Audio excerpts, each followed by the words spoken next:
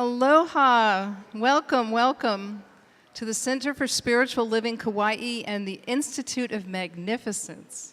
It is so great to be here and to see everybody today. My name is Melissa Mojo, and I am so happy to be here helping out Patrick. Patrick and Rita are in California. They've been doing ministerial panels for new ministers, and they just sent us a picture today of 8 new ministers that are now Science of Mind ministers, which is fabulous. But they'll be back next Sunday. So I would like to read our vision statement, which is very simple, but it's very profound. Awakening humanity to its magnificence by walking the bridge from duality to unity consciousness. I'll just say that again. CSL Kauai vision statement, awakening humanity to its magnificence by walking the bridge from duality to unity consciousness. And I would like to introduce Amy Brown, one half of Soul Good family. Yes. She's here with us today. Thank you so much, Amy.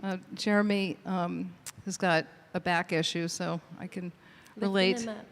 What? Yes, we're lifting him up. Yes, we're lifting him up. Just yes, this whole healing. service will be devoted to him. So she's going to start us off with a wonderful song.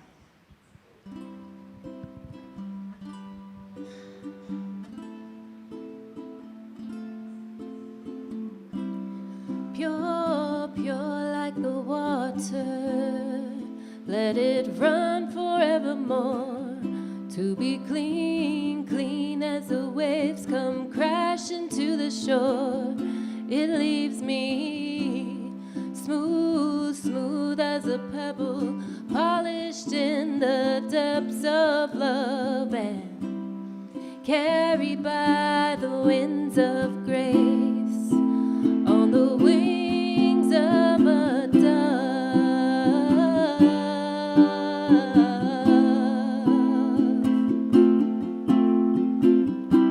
So shine, shine like a diamond and project the light of one. From the source we are sent through the center as the moon reflects the sun. Arise and awake from your slumber. Kindled ancient flames is witness to the waves of what's to change. And the essence remains the same.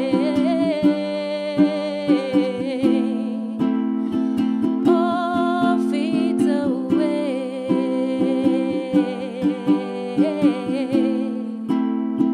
All lies within.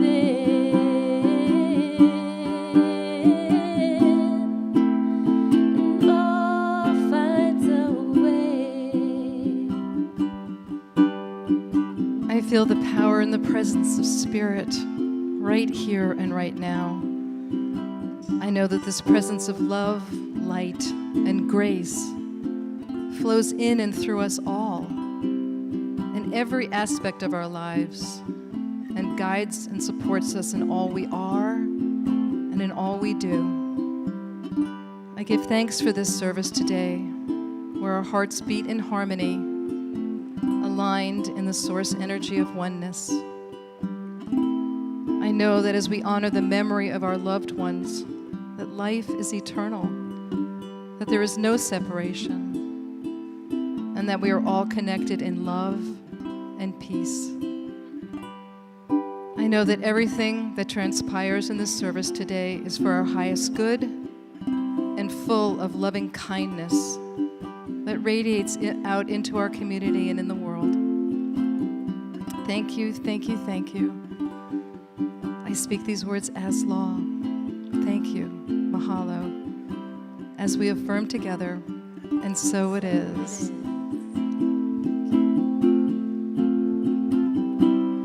Pure, pure like the water, let it run forevermore.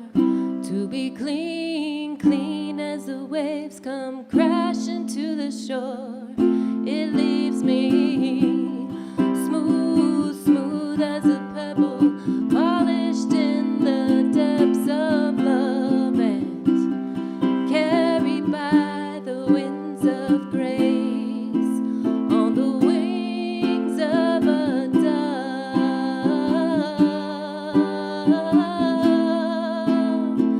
All fades away,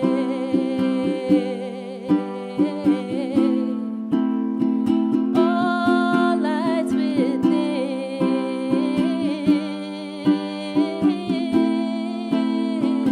all finds a way.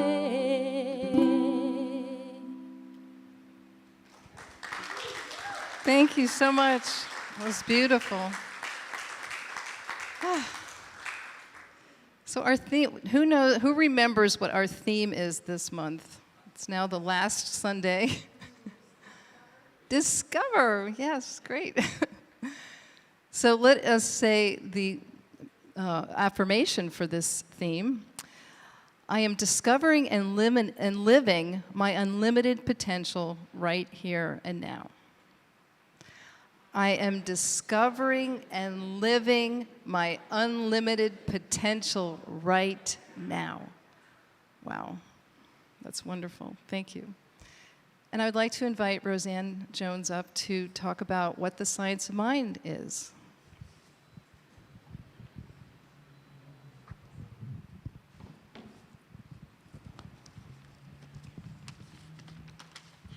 Hi everyone. On this Memorial Day, I thought before I start telling you more about what Science of Mind is, I wanted to share a story about my husband, Rob, who, if you knew him, you know that he passed away 1 year ago on May 22nd. So we're just celebrating his life for this 1 year anniversary.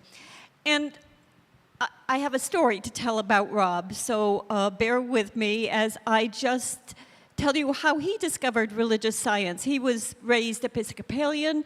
That didn't work for him anymore as an adult. So he loved to tell the story about how he was at his job and he had to use the restroom. And so he knew he was going to be in there for a few minutes. So he saw a pamphlet and he said, I'm going to take this in and sit and read this pamphlet. And the pamphlet was put out by something called the Church of Religious Science, and the minister was Dr. Fred Vogt. And so he sat there and read it, and he was blown away by it. It's the truth. What can I say? So he decided right then and there that next Sunday he would go to visit this Dr. Vogt, who was holding a service in a movie theater. So that all sounds a little different, so that's what he did. He discovered religious science, what was called religious science at that point, and he was totally right there. Rob was more of a scientist, more of an astronomer, more of a person that he believed in principles of science, and this was called religious science at the time. Dr. Fred Vogt was one of the main, how can I say, an amazing minister. And he went on to find a home, build a home for what they call now Mile High Church. Mile High Church is now, I believe it still is, the biggest CSL congregation in the country, over 10,000 members. So that was where Rob discovered this journey. And knowing this, as I met him later, and when we dated, and he told me, he said, would you like to go to this place called Religious Science with me? And I said, okay, I've sort of given up on my childhood religion. It didn't speak to me anymore, and okay, well, I was hooked too. So since that time, both of us studied and became CSL practitioners. So CSL bases its teaching on Ernest Holmes, and his first and probably most classic book, The Science of Mind. He read constantly, especially the great masters of religion and philosophers, and in all of his studies, he concluded the following. Number one, there is a creative intelligence in the universe.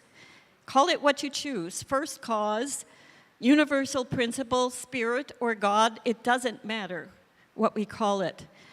Number two, there is a subjective law in the universe. As one thinketh, so is he or she. That subjective law means what you put into based from your thinking is how your life is going to change. And so if I have consistently negative thoughts, I may find my life is turning out to be sort of negative. If I'm in the opposite, if you're having more positive thoughts about your life, it'll change your life. So that was one of Ernest Holmes' statements. He always said, change your thinking, change your life. And those words aren't magic. That's something that you really need to work on. If you want to build muscle in your bodies, you exercise your muscles every day. But in order to change your thinking, maybe of beliefs that no longer serve you, then the first step is you have to recognize your mistaken belief and then use a daily practice to change it. So I have another quick little story. When I was about 30, I divorced my husband, and I had to go see a therapist because I was breaking the rules of the way I was brought up. And she told me, you need to say the following words 100 times a day. I am a worthwhile person just because I am me. And I protested and I said, I can't say that 100 times a day. I'm busy. I have a job. I have this and that. That's too many times. Besides, I don't really believe it. And she answered, you need to learn this because you don't believe it. Do it 10 times an hour.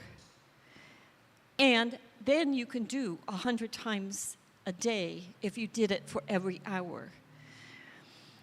So I'm going to do a little exercise with you.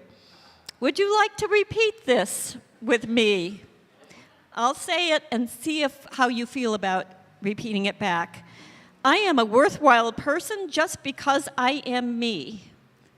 I am a worthwhile person just because I am me. Now, if you believe that, that's great. But if part of you nags and wants to argue with that statement, then say, Margaret, I know you know that statement. But if it's a problem for you to repeat that or believe it 10 times an hour, 100 times a day, you'll start understanding how it can change your life. So the moment each of us was born, we entered our family, which may or may not have had healthy skills of how to care for a precious newborn. Maybe unconditional love and support weren't your primary experience in your childhood. Even under optimal circumstances, a child often learns untruths from others about themselves, their abilities, and their place in life. If your life is already progressing the positive way you imagined, then you're probably already using science of mind principles. But if your life needs some minor or major tuning, then CSL has that solution. Change your thinking, change your life. The power within us is the same power that created this universe, the stars and the planets. We teach that if you want improvement in your health, your relationships, your creative expression, your financial abundance, you are in the right place. We come here every week to be reminded of who we are. This teaching has changed my life. It gave me permission to love more and live more. Do you want more in your life? Yeah. Yeah. Change doesn't happen with just one thought. But when we embrace that new thought over and over and make a practice of it, that's when change happens. Change your thinking, change your life. That's what we do here at CSL. Your life is worth it.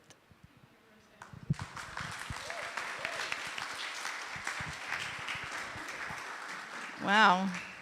Thank you, Roseanne. That was excellent. Okay, so today, right now, I'd like to know if there are any people that are new that have never been here before. I don't see anybody, but I know that back in the kitchen, there is a young woman named Sunny. I don't know, she's back there working. So I would like to, I don't think she can hear us, but we know something about you, Sunny. So why don't we tell Sunny what we know? You are magnificent. Woo, there she is. Yay. Thank you for your service. And we know that about you because we know that about ourselves. So let's each say this to ourselves. I am magnificent. And then let's just say it as a group. We are magnificent. Now please turn to each other and tell your neighbor how magnificent they are. Yay. You are magnificent. You are magnificent.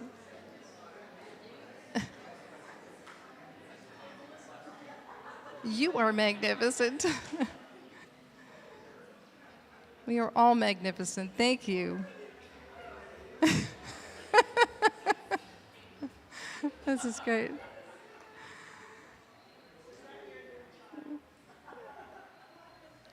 Okay, so now we've got Rev Diane. We're going to begin our memorial service, and she's going to come up and we're going to show you how we want it to be done. Our suggestion to be done. So our practitioners are going to come up, Peggy and Roseanne, and Diane will explain. Good morning, everyone.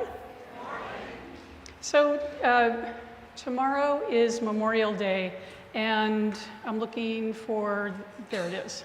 Am I echoing just a tad? No, yes.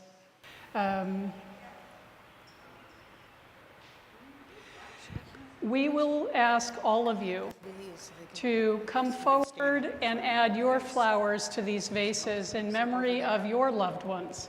And I have a list of our CSL Ohana who have passed, as well as Reverend Rita and Reverend Patrick's loved ones who have passed that I would like to acknowledge. When we do this as a group, we have Peggy in the back with flowers, and you can go around, come down the middle, and place your flowers in the vases. Roseanne will, or I'm sorry, Melissa will have a microphone where you can speak their name. Because we have so many today, it's not a time for us to tell a story, but to honor their name with love and a flower. And then you'll be guided to head back to your seat along the sides. So I'll just show you how I would do it, Melissa. So pretend I came down the aisle. And I would like to honor my parents, Rita and Otto Decker, my grandparents on both sides, and Sue's family, Peter, Jim, and Janet Buckley and Jim Hart.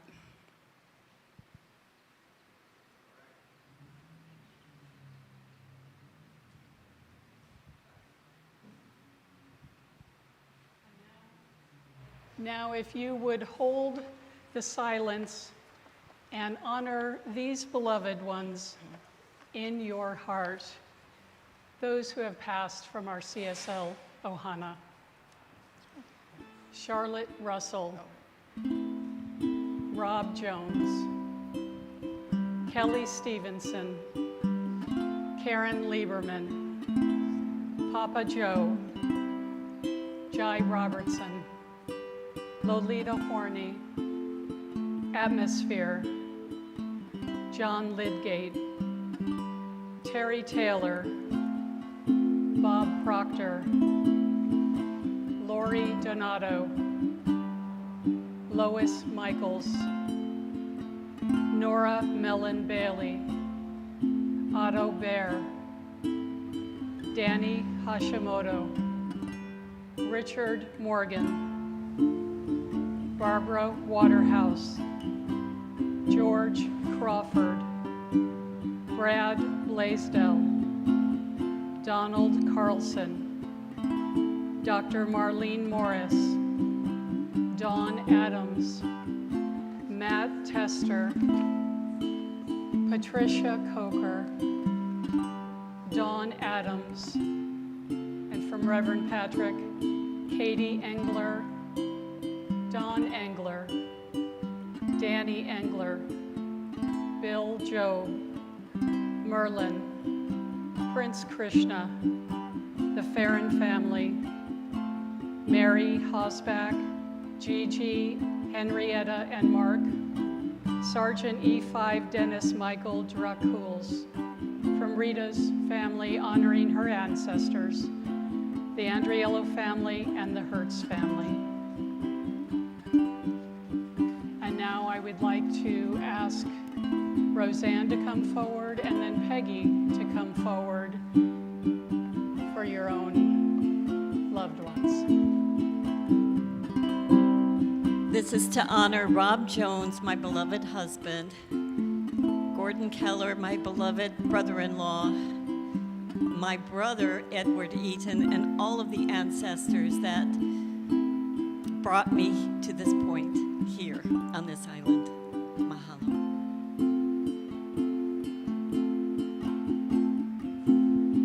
And this is to honor my parents, Kenneth and Margaret Connolly.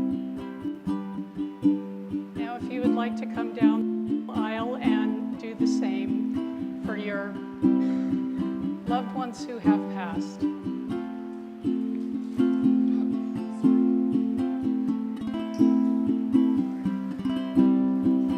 This is for my mom and dad, and for my brother and my sister have passed. But I also want to acknowledge all the people, our military, our police officers, those who place their lives at risk so that we can have a peaceful life.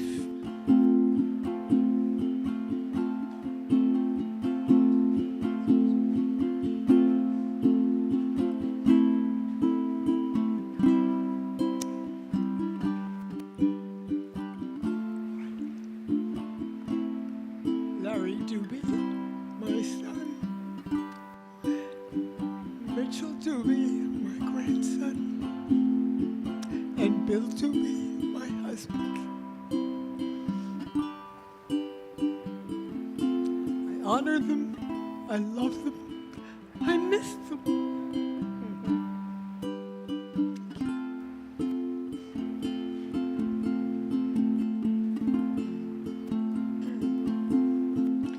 This is for my beloved Otto Bear, and also all of my family members, the Hagans, the Hertz, and all my ancestors, and all the healing that,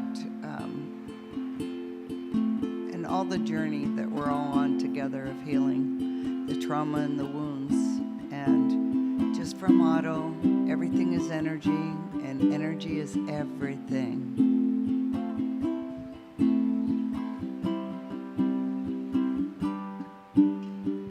This is for my brother, my mother, and my grandmother, and several friends I have that have passed. Thank you.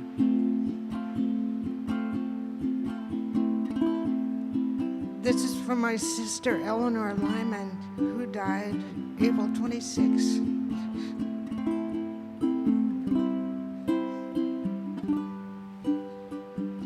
These are for my brothers Warren and Matthew, my dad Don, my Aunt Carol, and my sister Christy, and my dog Rippy. This is to honor my parents, Donna and Jerry Stam, my grandmothers, Ona Davis and Della Stam, my sister, Sandra Crosland, and my friend, Suzanne Bishop. This is for all my mom's side of the family, my dad's side of the family, my stepmom's family, and to any loved ones and dear ones that have passed away, and my ancestors.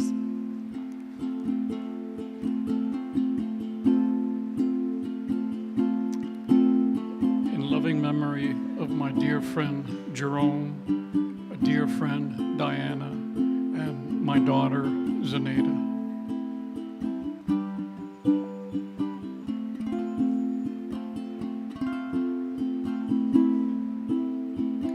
This is to honor my husband, Ken, and soulmate that passed away 10 months ago. All my dear friends, my parents, Ray and Lorraine Guy.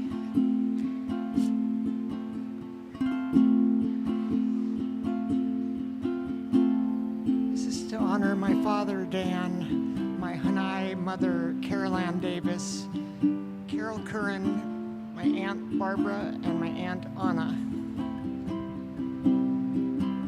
This is to honor my brother Jacob, my ancestors, and our military. This is to honor my mom, my dad, Guy and Joanna Karen, and my brother Michael. This is to honor my parents, Morris and Sylvia, and also my brother Victor. Thank you. This is to honor my husband, Christopher William Mag, my mom and dad, Robert and Gail and Nita Tower, and all my ancestors.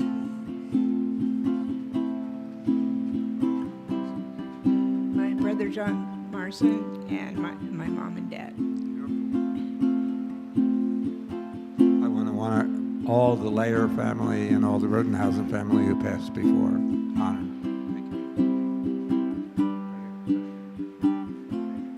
This is to honor my mom and dad, Pat and Herb, my sister Noelle, childhood friend from a child, Linda, best friend forever, Joshua, my dog and companion, Lestat, and for sure all my ancestors. I thank them, and who travel with me, I honor and thank them.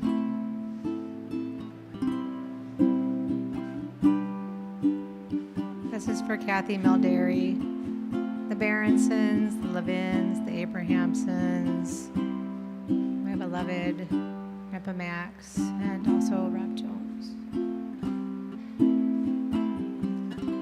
This is for my mother, Linda, and my father, Ken. I honor my father, Don Gordon, and a friend of mine, Billy. Hello, I'd like to honor Chester Passarella, Ann Passarella, the Francicas, Toby Keith, Rob Jones, Danny Hashimoto, the Hawaiian Kingdom, and all our veterans who have served and given it all. Thank you. I'd like to honor my parents, Harry and Jean.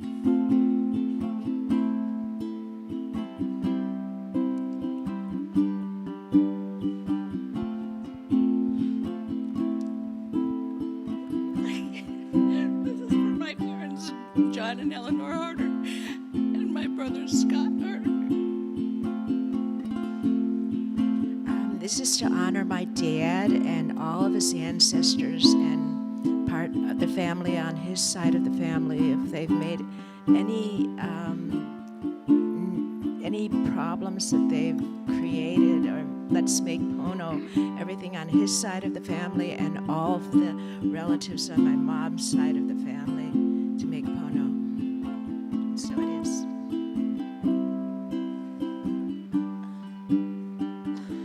La'akea Sky Smith.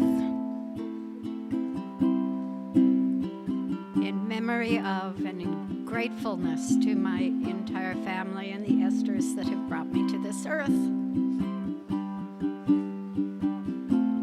Jim Eckelberger.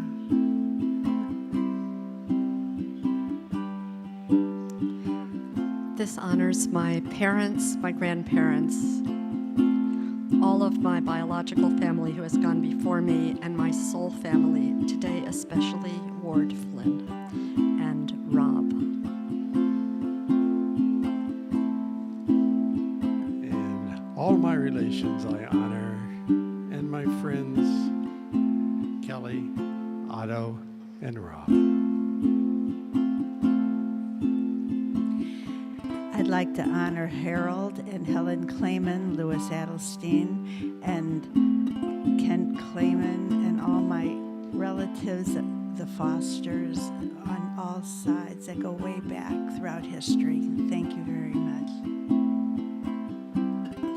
To honor my mother and my father, and the passing of our dear friends from Africa who have all passed within the last year. Thank you.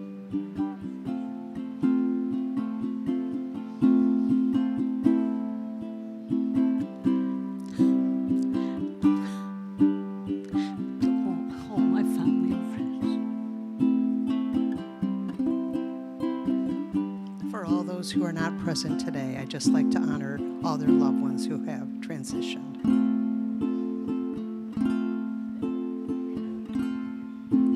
I would like to honor my former husband, Kit Sims Taylor.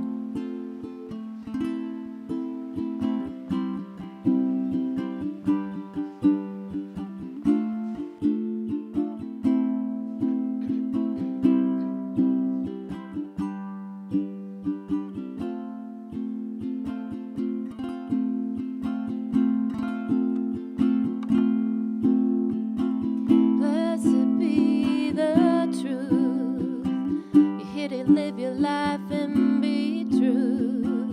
Blessed be the light to guide the will, so keep it shining bright. Blessed be the love inside that's limitless and can't be denied. Blessed be this life, breathing in and out till the day that we die. It's a beautiful life, don't you know? Born into this world to love and to grow. We each have a powerful role in this play of life for your immortal soul. Blessings on your journey, on this path that you go, the seeds that you sow. Blessings on your journey, it's a mystical show, such a pleasure to know we're all in this together. Let's all remember the good work to do for the elders and the children too. We're on a mission, standing strong in our vision, watching our dreams come true. Bless you, show what you can do. Bless you, bless you, bless you. Blessed be this earth, the sacred ground and your place of birth. Blessed be the sky so clear, fresh air to breathe in the atmosphere. Blessed be the waters, the rains that pour down, the rivers and the oceans, and blessed be the mountains, the soil and the trees, where I fall to my knees and pray. Hey, hey, hey, hey, I pray. Hey, hey, hey, hey.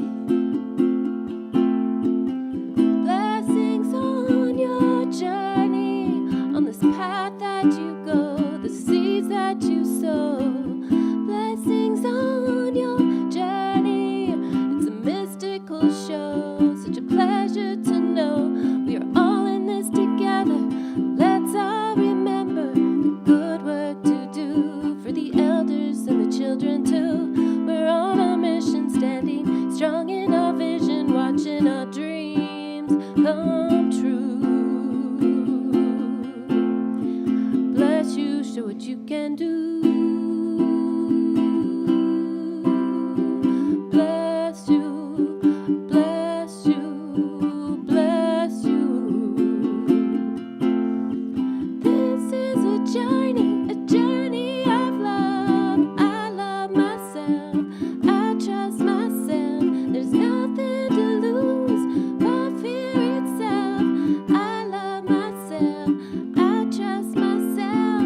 This is a journey of love. Well, I love myself, I trust myself. Nothing to lose but fear itself.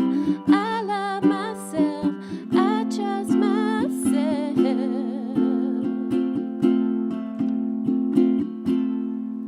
It's a beautiful life, don't you know? Born into this world to love and to grow. We each have our powerful role in this play of life for your immortal soul.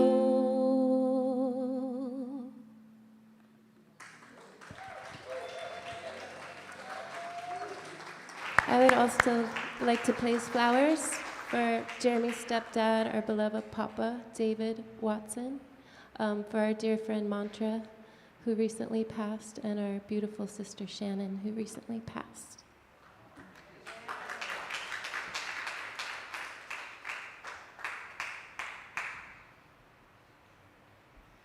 Knowing that these beloveds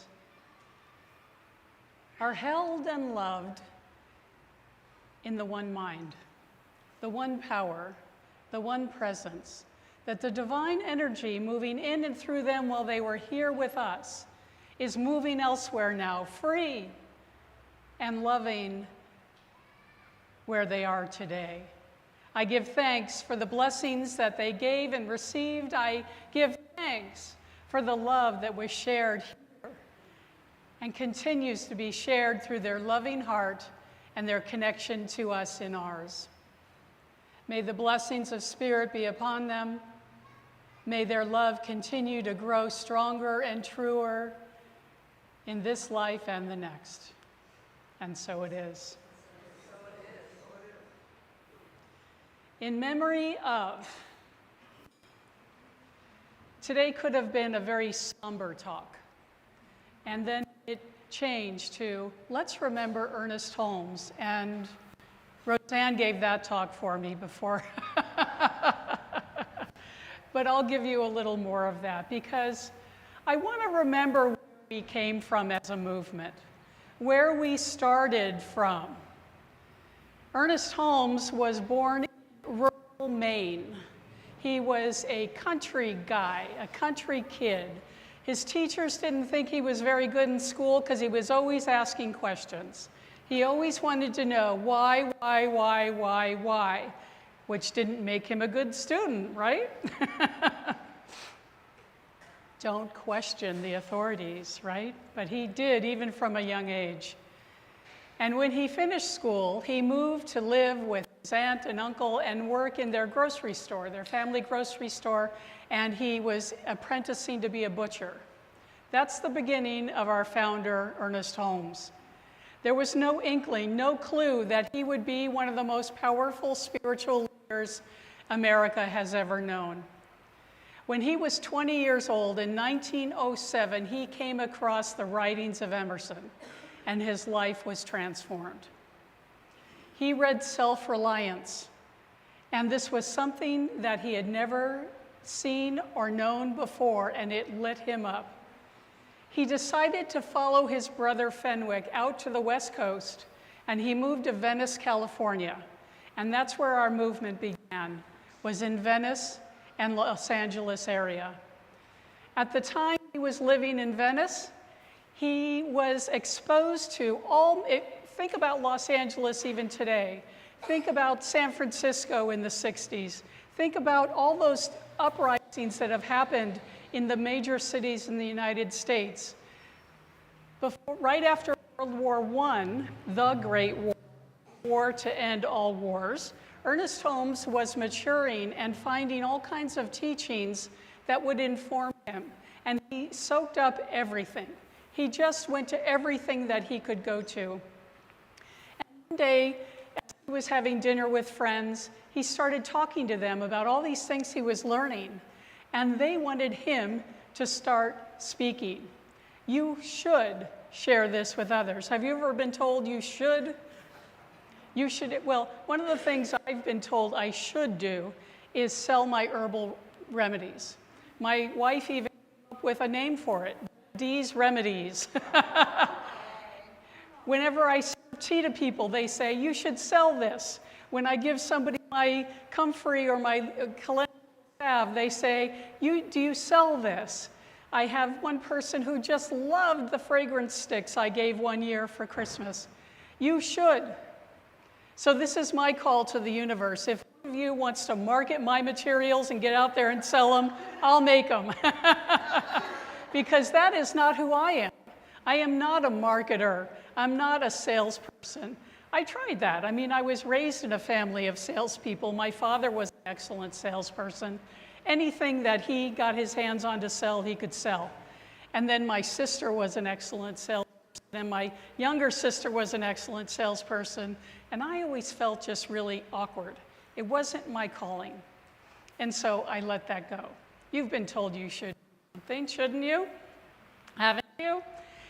We have all these beautiful flowers here, and it reminds me of the beautiful gifts that we all bring to this world, and how this bouquet, these bouquets, commemorate the lives of those who have brought their unique gifts to the world, and we do the same, yes? In 1919, Ernest Holmes wrote his first book called Creative Mind. Do we have Creative Mind in the bookstore? I mean, it's an oldie. That was his first one. And I haven't reread it in a while, but I want you to know that that book was so clear to me. It was so simple. He put down in writing his teachings in a way that could be understood. It wasn't until 1926 that he wrote the text, what we call the textbook today, The Science of Mind, but he wrote hundreds of publications. He gave hundreds of speeches to packed auditoriums. There would be people waiting outside to watch him on the big screen in his later years. And those kind of audiences still happen in our larger centers. And they could happen here too, why not? Why not? Let's pack this place next week, shall we? And the reason he did was because, well, at his time, there wasn't a thing called religious science. He grew up in the the Christian culturalization that is present in the United States. He learned from that tradition. He was raised in the Congregational church, but his parents never taught him. And they never taught him that there was anything wrong with him or that there was a God that he should fear. He didn't learn those things growing up. And so he didn't bring those into our teaching. Later on, he said, if there is God and a devil, there's more than one thing going on. And he believed that God was infinite. And if God is infinite, then it is all things, contains all things, and welcomes all things in. It is unified. So there can't be a devil, and there can't be evil, but there can be a misuse of our powerful laws that he also taught about. There were 3 sayings that Ernest Holmes taught over and over and over again. There is a power for good in the universe, and you can use it. Change your thinking, change your life. Always remain open at the top. And that will be the focus of my talk today, is those 3 points. Ernest Holmes had a radio show every week called This Thing Called You. You know how they did the radio announcements in the 50s? Ooh. And he would come on and he would say, there is a creative power in the universe, and it is there for you to use.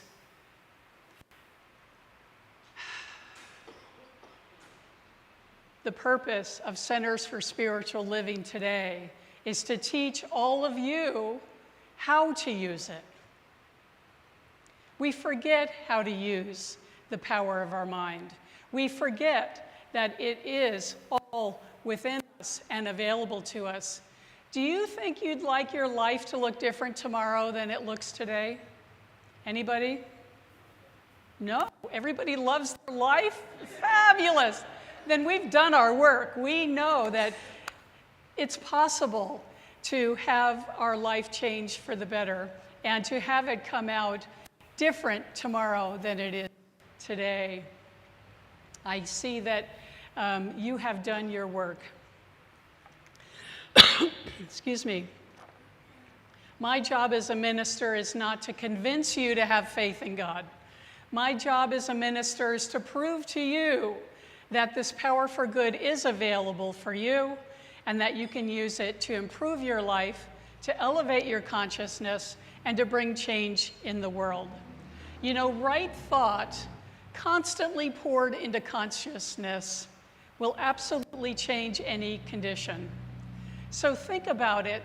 The Reverends are learning a lot about quantum physics as it applies to spirituality and the body. Deepak Chopra just wrote a new book, Quantum Body. And when I was going to ministerial school, we were studying quantum healing by Deepak Chopra. We were studying Bruce Lipton and Amit Goswami and Ken Wilber and all those thinkers who brought us amazing philosophies. And they taught us how to change our thinking and change our lives. By doing what? By constantly looking to stretch your expectation of what's possible, by constantly looking at your life for what is not working as well as you would like it to, searching yourself for a new thought about that situation. There have been so many times in my life when I have needed to get a new thought about things. We have vast amounts of thoughts in the collective consciousness. What's it saying right now? What's the collective consciousness trying to download to us? What are we uploading to collective consciousness as we go about our day? What are we tuning into? What are we viewing? What are we reading? What are we hearing? What are we saying? This is how we interact with the collective consciousness, and if we choose, we can elevate our thinking, elevate our words, elevate what we are looking at, and then upload that into the creative consciousness that is all around us. That's really abstract, and I watched a great interview with Deepak Chopra the other night. I was always drawn to the same people over and over and over again. One of the things I want to talk to you about later when I talk about being open at the top is that we have to take in new information as well. But what I found out by watching good old Deepak Chopra, who's been with me ever since I discovered metaphysics, was that he's open at the top. And what he's talking about now is a new way of explaining what Ernest Holmes taught, what he taught, what Bruce Lipton and Greg Braden and Joe Dispenza and all those people are teaching, is that we are intimately connected to the one life. We are actually breathing it in and breathing it out. It is flowing in and through our bodies as divine energy. It's the energy that we feel when we're talking to a person. It is the energy we feel when we have an uncomfortable conversation and a joyous one. That is the energy of life that is moving through consciousness. Well, Deepak was trying to explain what is consciousness, and I have to say he couldn't do it. He said, I can't do it, because consciousness isn't a thing that you can wrap your mind or your hands around. It's not matter. When we have an experience of life, that's our consciousness communicating with whatever is going on in our life. And I enjoyed when he said, this is energy at a very slow pace right here. It's stuck in this form that we call a table, But what my consciousness perceives of it is the sensation, the energy I feel when I touch it. My consciousness doesn't say table. My body feels table. We feel what's going on around us. And that is an amazing gift for further study for me, because that's part of quantum physics that I'm like, what do you mean this isn't real? It looks real to me. I'm used to seeing this here. I'm used to seeing this here. But I can change my thinking and I can change my life. I can pour in new thoughts about how I want to feel, how I want to be, how I want to show up in the world. When we have a dirty glass of water or a dirty water, we see it all the time when we have a huge storm here and the ocean turns brown and then more water keeps getting poured in, and within the week it's gone. Where did it go?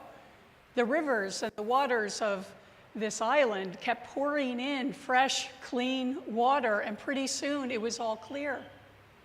And our consciousness is the same way.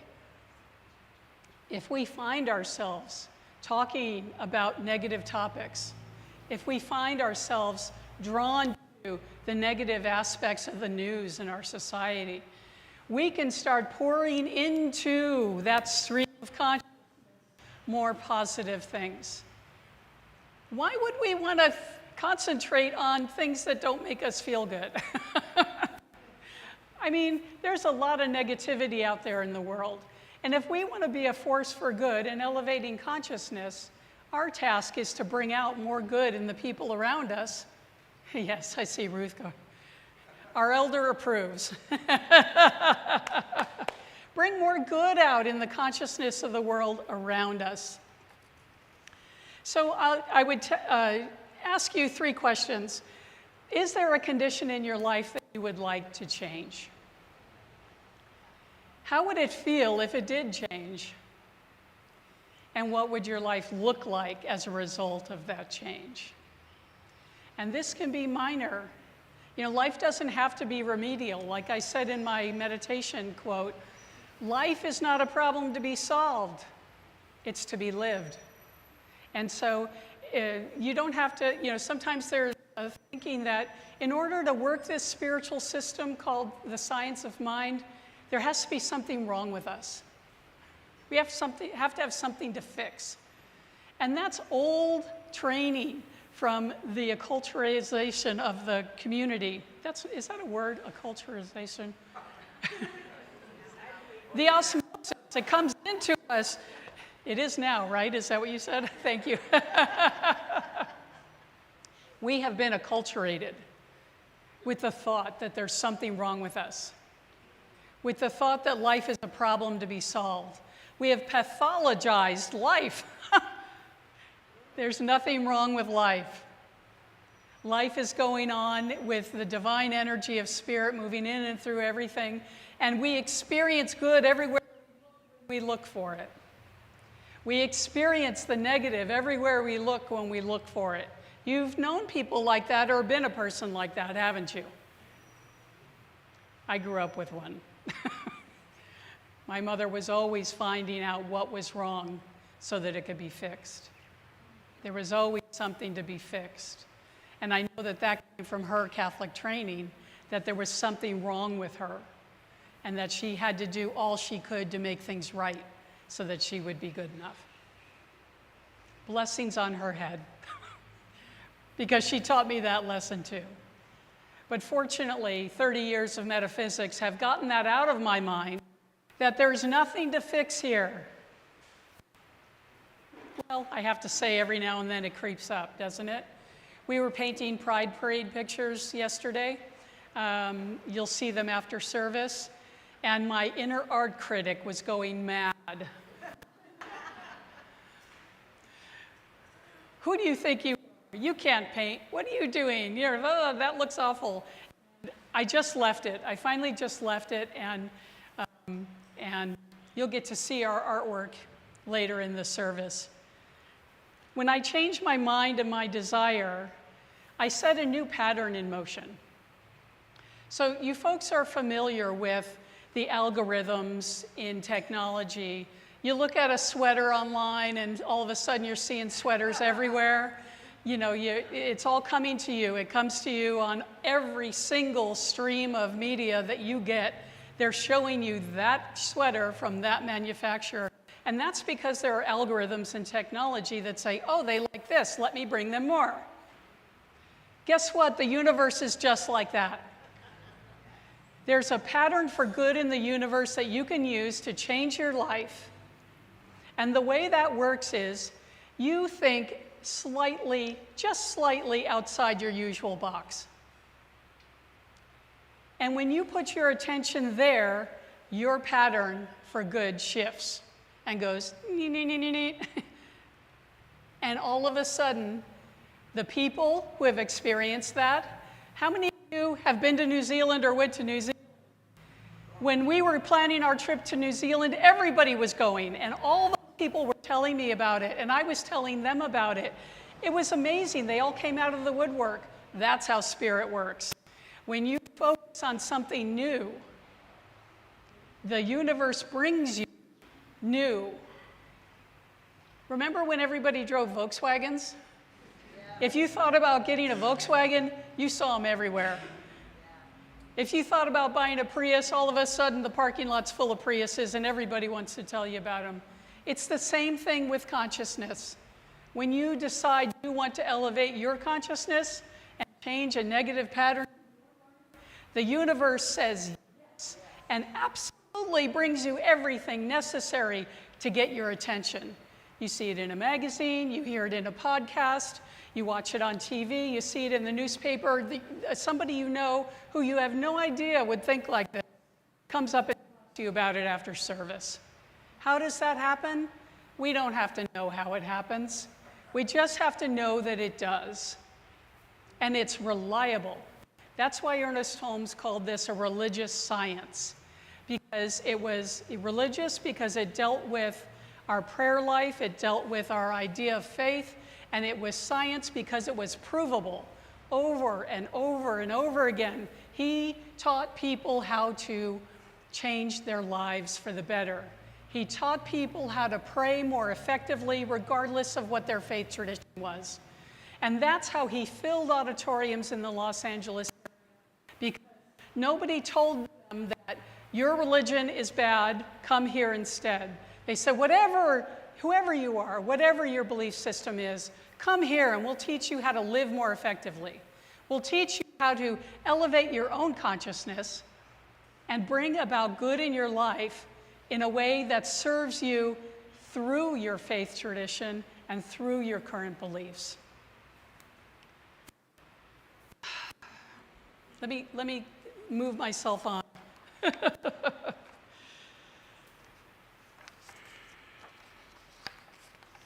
So when we set an intention, we start being drawn into the community of like-minded people.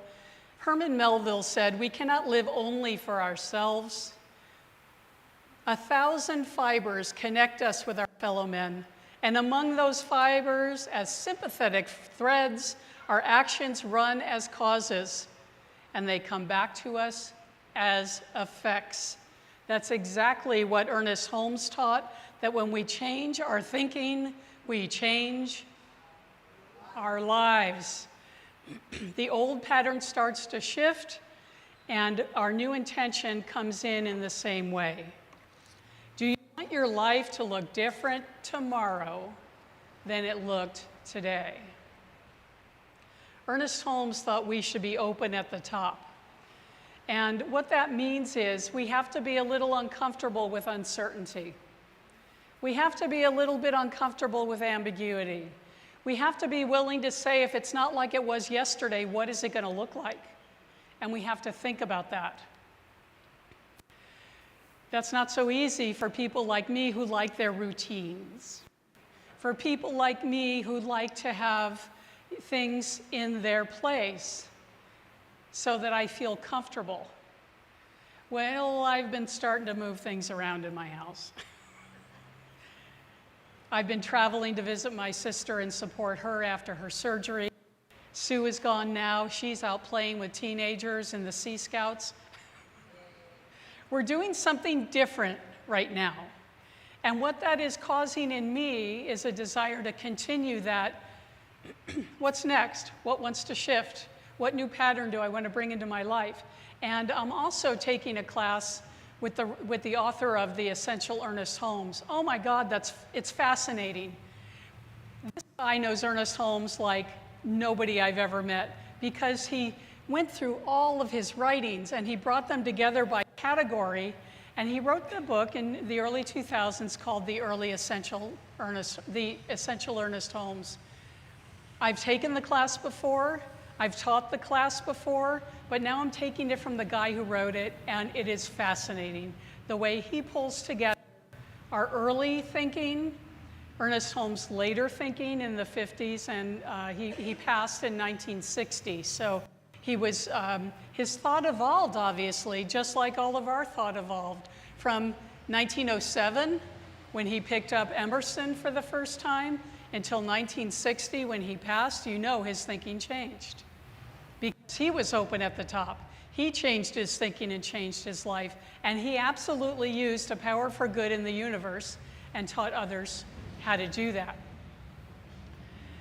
Well, by taking this class, it has sparked something in me that wants to shift, that wants to dive in deep, a little deeper into what this thing is called consciousness. And it's causing some ruckus in my house, like boxes are out and stuff is going away and they're being gone through and cleaned out. And who knew that reading a book for the third time was going to cause me to do that? But you never know. It's also caused me to look for fresh voices, because one of the things Ernest Holmes said was we always have to be open at the top. Always be open at the top. And most people think of that as our organization, that he was talking about the organization of Religious Science International, United Church of Religious Science, that later became Centers for Spiritual Living when we all came back together and unified our movement. And that is part of being open at the top, is taking in new thoughts, new voices. All the people that I've been listening to for 30 years, they're not the only voice out there. The 30-year-olds are talking now. The 40-year-olds are talking now. There are fresh voices out there who are bringing this message to a new generation. And one of them that I received from Rita and Patrick was Hal Elrod of the Miracle Morning. Some of you know, because I've told you, that I've been practicing his method of 6 principles, 6 practices every morning for the last 400 days or so. I don't know, whenever it was I learned about him. He's a young man who absolutely changed his life by, in practical ways, he saved his life, actually. He started this movement when he had a major accident that laid him up in his prime. And then later he got cancer, and that laid him up. And he used these principles, which we're talking about here at Centers for Spiritual Living, to absolutely come back to health and come back to life and bring this teaching to the world in a new way. Well, he's a young father with kids, and he's teaching that generation this philosophy. Well, he turned me on to a guy named Gordy Ball. Gordy Ball is also a 30, 40-something guy from Canada, from British Columbia.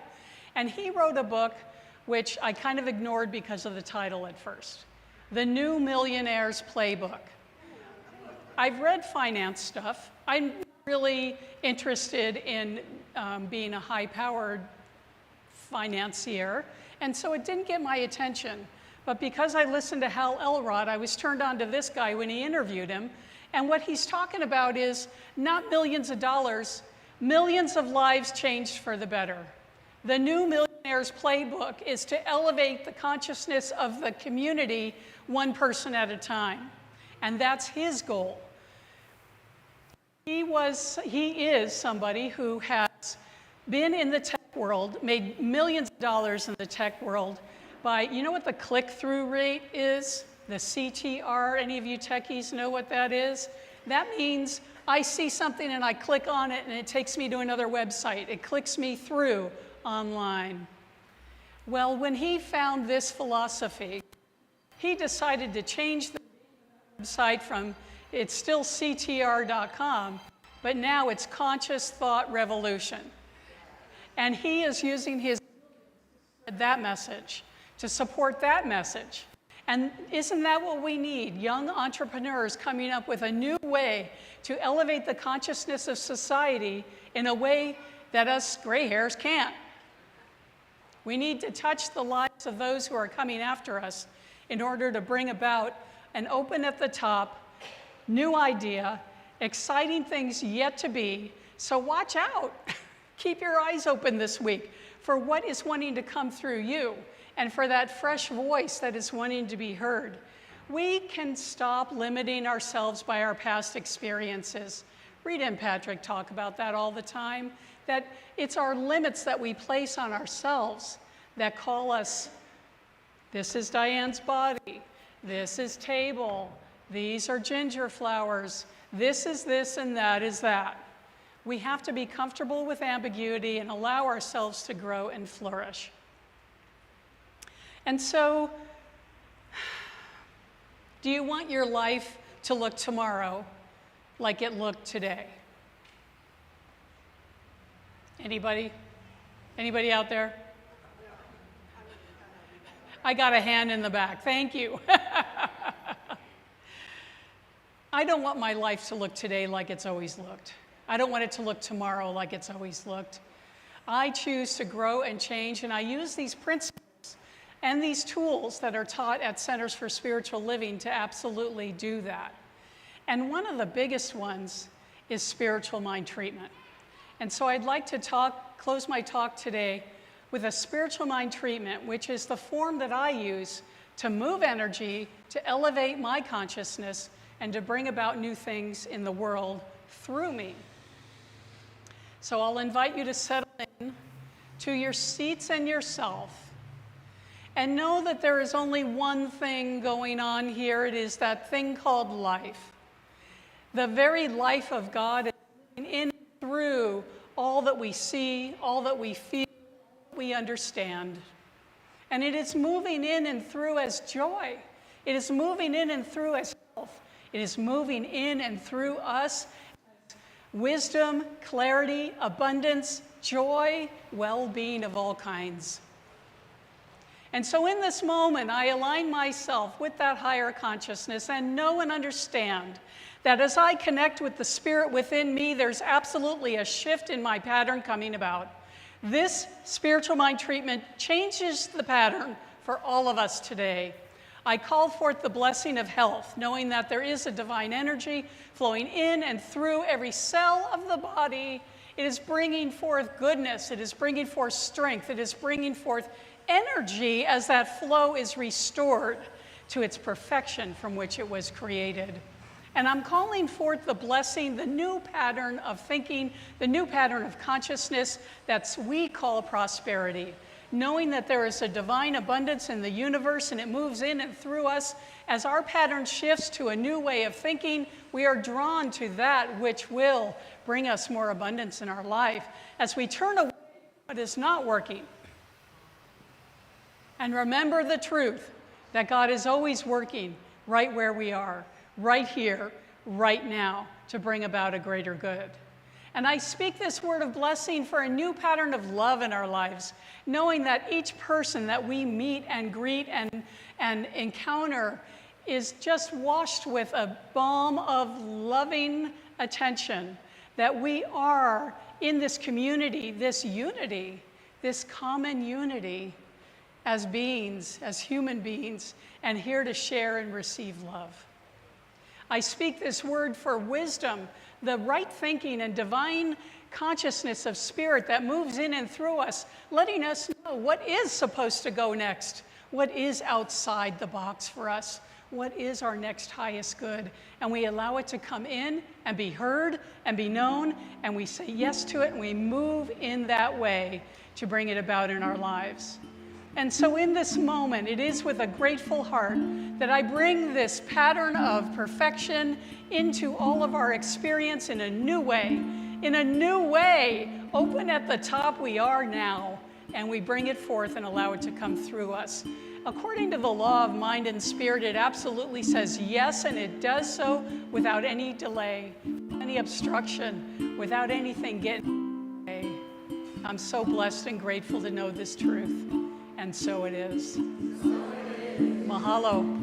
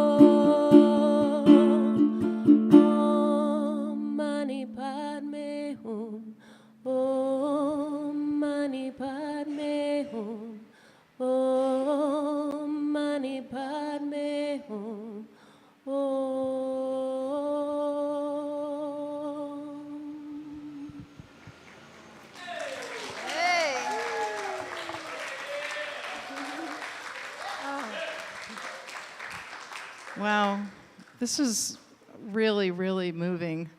It was, I didn't realize how powerful it would be as I was holding the mic for everybody and just looking in everyone's eyes and feeling the absolute love coming through. It was just, I almost burst into tears myself. It was really, thank you for your gift of love, and thank you for the oneness that is here today. And that we're with all of our ancestors and all of our loved ones, because they're still here. They're still here. Thank you. So today, right now is our time for affirmative giving.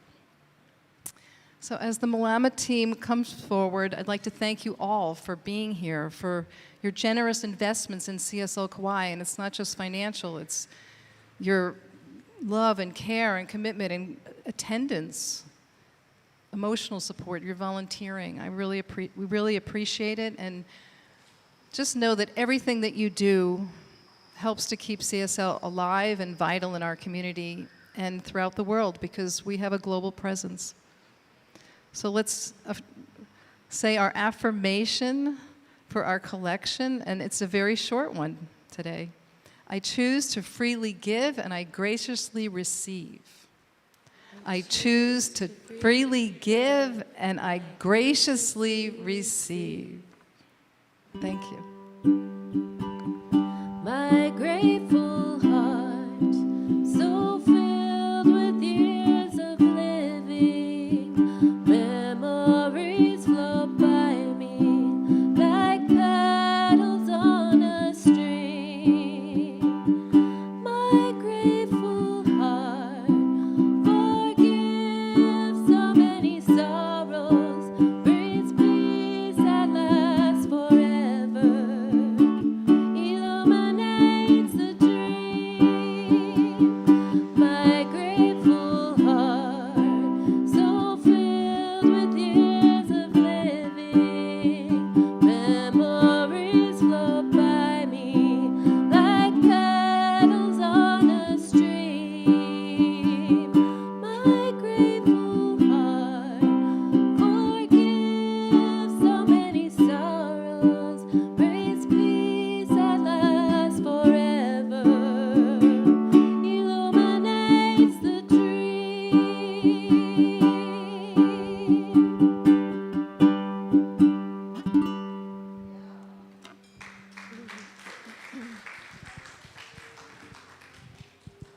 Thank you. I bless these donations, these investments, this abundance, this generosity, and this prosperity. And most of all, the open hearts and love from which it comes. I know it supports our center and goes out to our community and multiplies exponentially. Thank you, thank you, thank you. Mahalo. Thank you.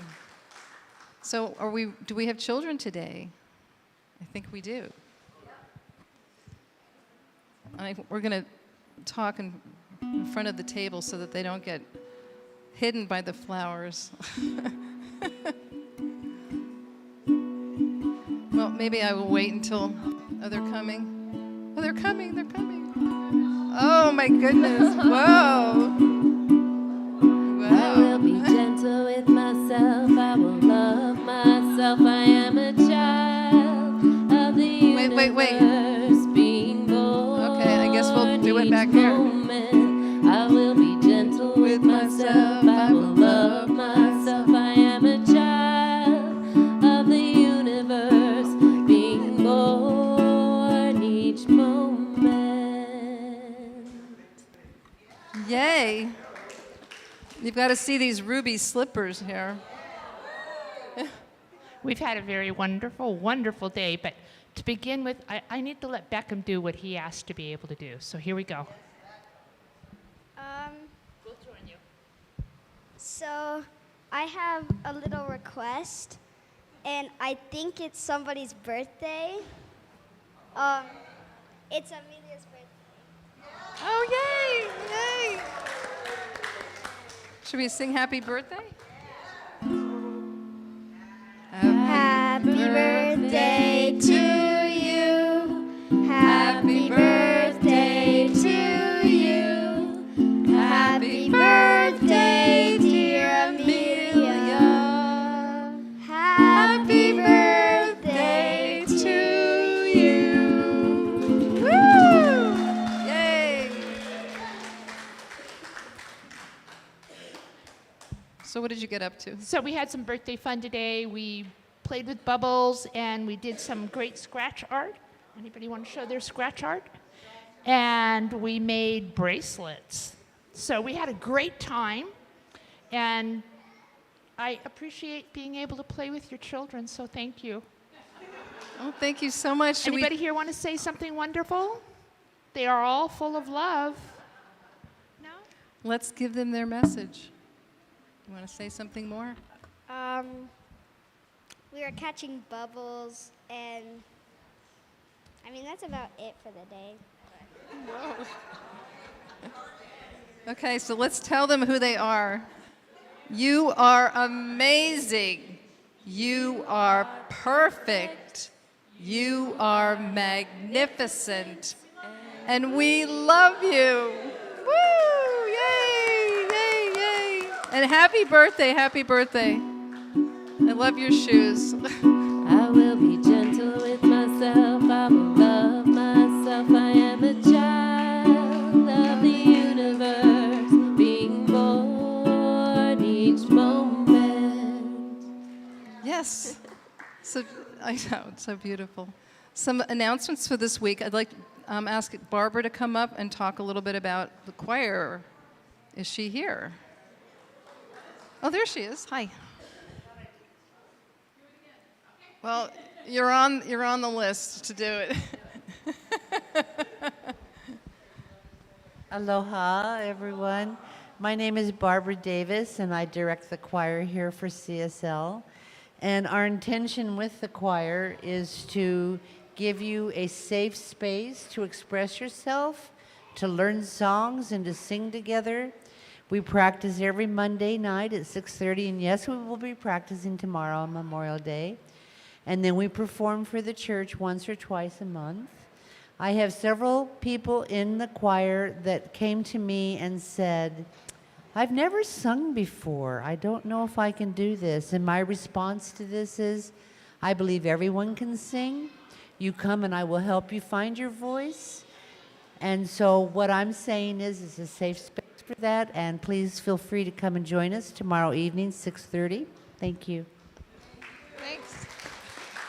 Okay, and Rev, Diane, you want to talk a little bit about Saturday, June 1st, Pride Parade?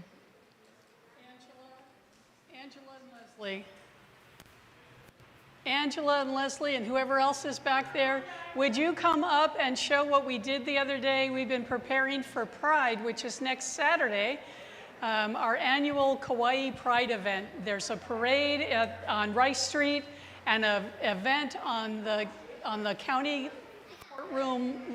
courthouse lawn, and it's always a lot of fun.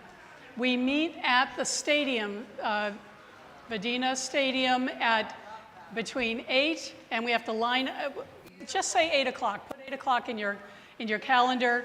We line up at 8:30 and we go at 9. So if you would like to march with us, then please join us for that. Angela will be hosting the resource table under the tent at the festival. And if you would like to take a turn so that she can enjoy the festival too, sign up with Angela to help with the resource table. And if you'd like to march in the parade, meet us at Vedina Stadium at 8 o'clock next Saturday, June 1st. And you too can carry one of these signs with CSL Kauai. Thank you, everybody. Thank you. Good work. Yay. Okay, so then on the night before Pride Day is on the 31st is Spiritual Cinema, 6 o'clock here. And the film is Arthur the King, and it's about a dog who crossed the jungle to find a home. And Mark Wahlberg, who's a pretty well-known actor, plays this pro-adventure racer who's desperate to win the Adventure Racing World Championship. But he meets a stray dog, and it alters the trajectory of his course and his life. So that sounds like a lovely thing. And there will be popcorn, too. So come at 6 on Friday. On June 13th, Patrick and Rita will be talking about their trip to Italy. The title is Messages, Metaphors, Memories, and the Magic of Italy, Beyond the Travelogue. So it's going to be from 4 to 6 p.m. here on Thursday the 13th, and it'll be a benefit for CSL Kauai. So I don't know if people have to sign up or not, but they can sign up, yes. In the back. Okay, so I'd just like to invite the practitioners up for after-service treatments, and if you can, from what Roseanne and Diane were saying, you'll be able to get a spiritual mind treatment to just to get a little taste of what Science of Mind is all about. If there's something that you need us to know for you. Can we ask, am I still on? And I would like to also, before we end, thank yous. I'd like to invite Rev Diane for being Speaker of the Day. Thank you to Roseanne. Yes. Thank you to Roseanne and Peggy for being practitioners. Desiree Hoover and Yana Shane for Malama. Peggy, Jerry, and Marion for being the collection stewards. Ron Stover, Jack Smith, Kiana Kahahanui, and Sunny in hospitality. They've been back there the entire time putting together food for us. Jonathan Lee on sound, thank you so much. Charles Wolfark, Orion, and Karen McDonald doing video. Yay, yay, thank you. Leslie David for youth mentor, as well as, I'm blanking out, Hildegard, and Angela for administration, and of course, Amy Brown for our musician today. Yay, thank you. So Diane's gonna do a closing benediction, and then we will listen. I know that there's a lot going on in the back of the room, so we're gonna ask them to settle, to quiet, so that we can appreciate Amy's beautiful music as well as a spiritual mind treatment to close the service. Thank you. Oh, it got so quiet. That's so And so it is with blessings that we release this service, knowing that it has unfolded perfectly, that everything is moving in and through us in a new and wonderful way. I give thanks for Rita and Patrick and the new ministers that they have helped launch into the world of religious science and this philosophy. And I give thanks for this service message going out to touch the lives of those that it needs to touch. I give thanks for everything that unfolded perfectly, all the players and all the love and all the memories of the beauty of these people that are represented here by this bouquet of flowers. I give thanks. And I allow it to be so, as we say together. And so it is. Thank you so much for bringing your love and light here today. I invite us all to stand up and enjoy our magnificent selves as Amy plays the closing song. Yes, and please sing along. I know you all know this one. Imagine there's no heaven. It's easy if you try. No hell below us, above us only sky. Imagine all the people sharing another world. Imagine there's no countries. It isn't hard to do. Nothing to kill or die for, and no religion too. Imagine all the people living life in peace. You may say I'm a dreamer, but I'm not the only one. I hope someday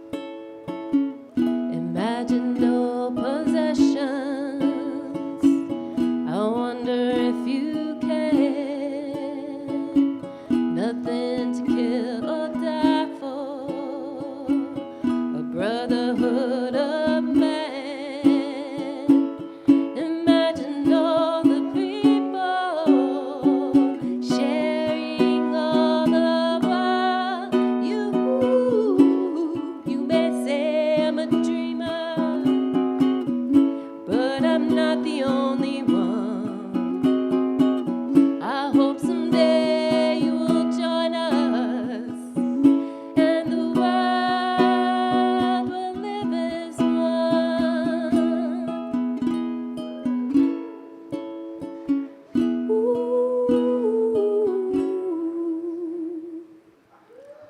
everybody, much love.